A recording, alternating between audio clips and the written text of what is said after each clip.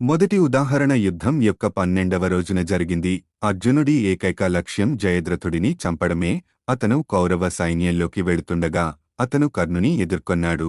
అప్పుడు ధనంజయుడు కోపంతో ఎర్రబడిన కళ్లతో కర్ణుడిపై గురిపెట్టి మృత్యువును ముందుకు తెస్తూ విధ్వంసకుడిలా వేగంగా దూసుకొచ్చాడు.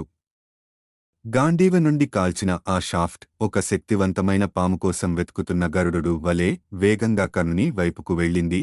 అయితే ద్రోణుని కుమారుడు, ఆ మహాబలవంతుడు ధనంజయుని భయం నుండి కర్ణుడిని రక్షించాలనే కోరికతో తన రెక్కల బాణంతో దానిని గాలిలో నరికివేశాడు.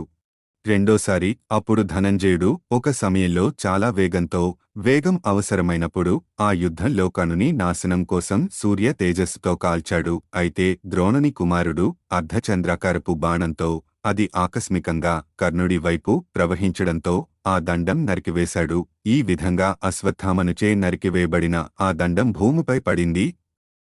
మూడవసారి అతడు కర్ణుని నీ కుమారుని కనుచూపు మేఘాలతో కప్పాడు. ఆ విధంగా బాణాలతో కప్పబడి స్టీడ్లెస్ మరియు డ్రైవర్ లేని కర్ణుడు ఆ బాణపు వర్షంతో మూర్ఛపోయాడు. ఏమి చేయాలో అర్థం కాలేదు.